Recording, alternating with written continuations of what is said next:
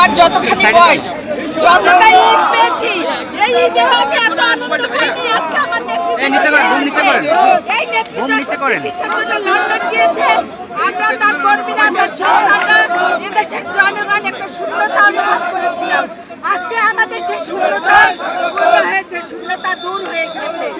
এই আনন্দ আমি ভাষায় প্রকাশ করতে পারবো। আজকে সবাই দয়া করবেন আমার দেশ নেত্রী, গণতন্ত্রের নেত্রী, আপসীর নেত্রী জানি সম্পূর্ণ সুস্থ হয়ে এদেশের জনগণের মধ্যে ফিরে আসেন এবং এই দেশের পূর্ণ দায়িত্ব হাতে নেন এবং এই দেশের জনগণের জন্য কাজ করবেন। এই দেশের জনগণ সুখে শান্তিতে বসবাস করবে।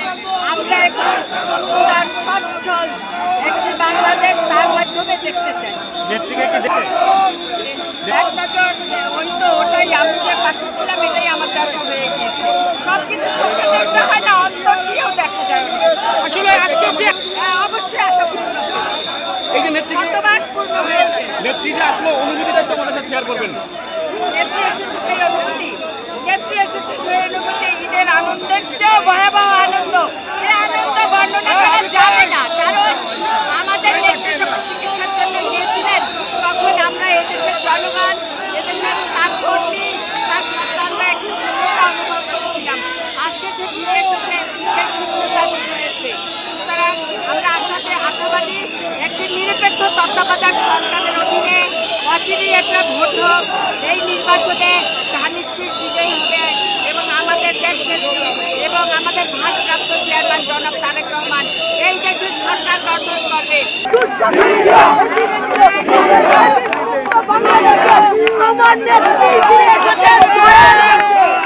আচ্ছা, এই আনন্দটা কিভাবে উদযাপন করবেন?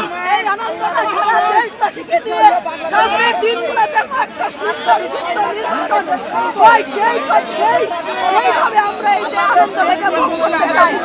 আসলে জানান যাচ্ছে দেশনেত্রী বেগম খালেদা জিয়া বীরের বেশে এবং উনি যে গণতন্ত্রের মা, এই বাংলাদেশের আপসীর নেত্রী, তার প্রমাণ উনি বাংলাদেশের জনগণকে দিয়েছেন।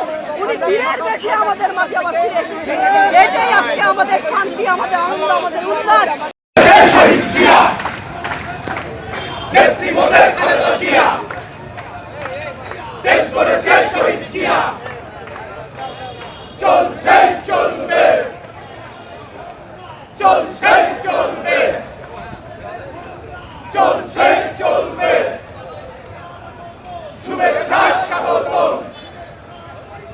খালেদা জিয়ার আগমন,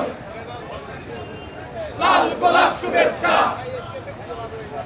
যশোরবাসীর পক্ষ থেকে, লাল গোলাপ শুভেচ্ছা। লড়াই করে বাঁচতে চাই, এই লড়াইয়ে জিততে হবে। শহীদ জিয়ার সৈনিকেরা চলছেই চলবে, আমরা ঘুরে চলে আসবো, চলছেই চলবে।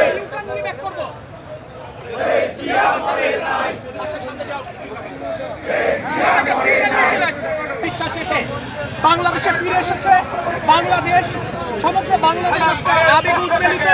আমরা প্রত্যাশা করি গণতন্ত্রের মতো বাংলাদেশে হারানো গণতন্ত্র আবার বাংলাদেশের মানুষের কাছে উপহার দিতে সমস্ত হবে ইনশাআল্লাহ।